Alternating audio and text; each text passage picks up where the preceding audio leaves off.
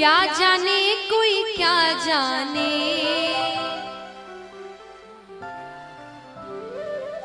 क्या जाने कोई क्या जाने, मुझे मिल गया मन का मीत ये दुनिया, मुझे मिल गया मन का। कौन कौन चाहते कि भगवान से उनकी ऐसी लगन लग जाए, ऐसी प्रीत लग जाए? उठाना पूरे पूरे हाथ। ओ मेरी लगी मेरी लगी मेरी लगी शाम संग प्रीत ये दुनिया क्या जाने, मेरी लगी शाम संग प्रीत ये दुनिया क्या जाने, क्या जाने कोई क्या जाने, क्या जाने कोई क्या जाने, क्या जाने कोई क्या जाने, क्या जाने कोई क्या जाने, मुझे मिल गया मुझे मिल गया मुझे मिल गया मन का मीत ये दुनिया क्या जाने, मुझे मिल गया मन का मीत ये दुनिया क्या जाने, मेरी लगी शाम संग प्रीत ये दुनिया क्या जाने।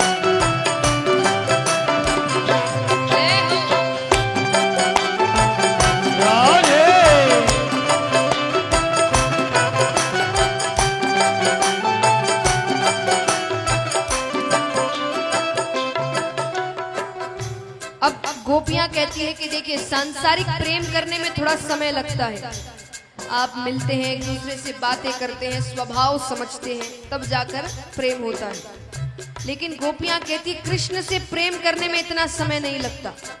कृष्ण से प्रेम हमें कब हो गया था?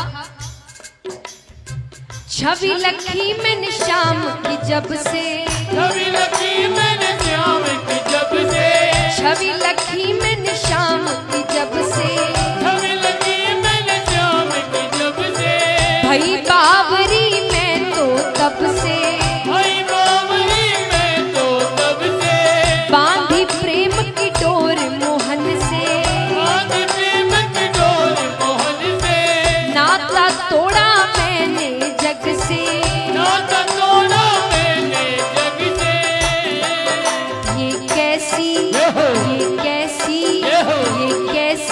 पागल प्रीत ये दुनिया क्या जाने, ये कैसी पागल प्रीत ये दुनिया क्या जाने, मेरी लगी शाम संग प्रीत ये दुनिया क्या जाने।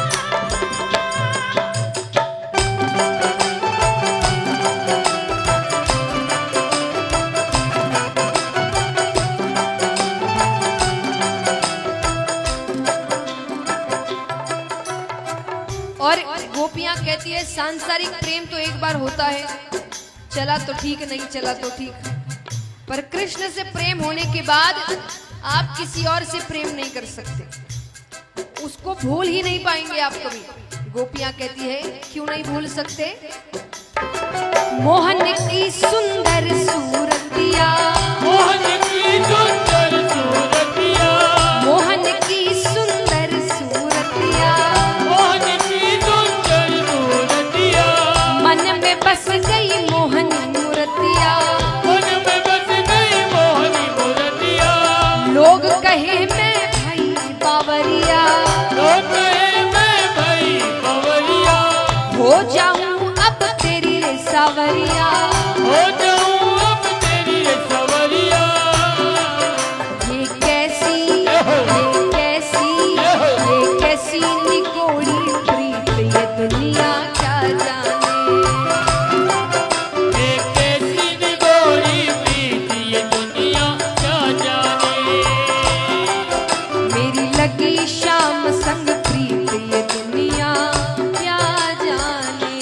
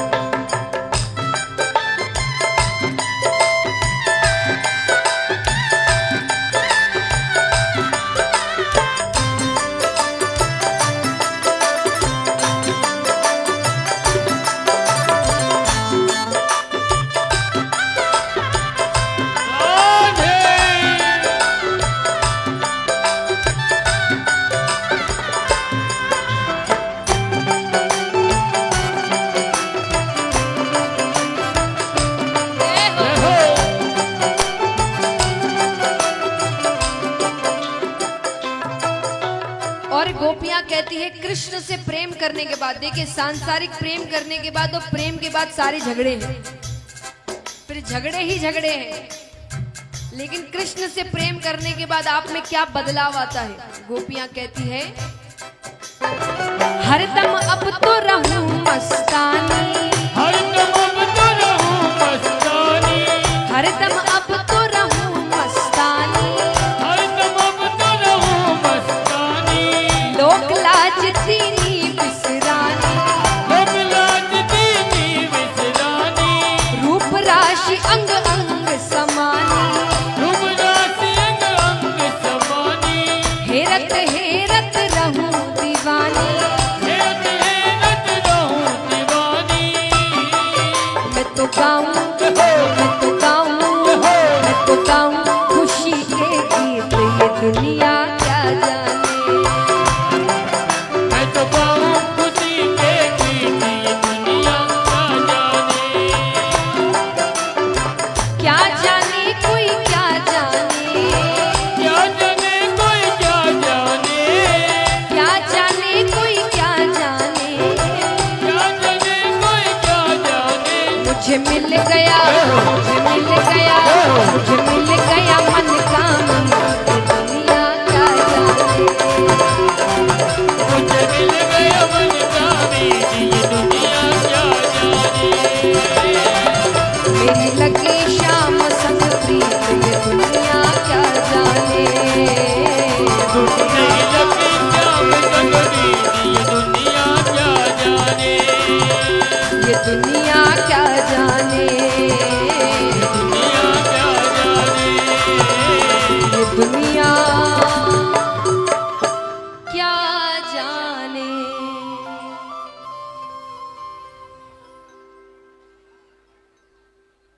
तो महाराज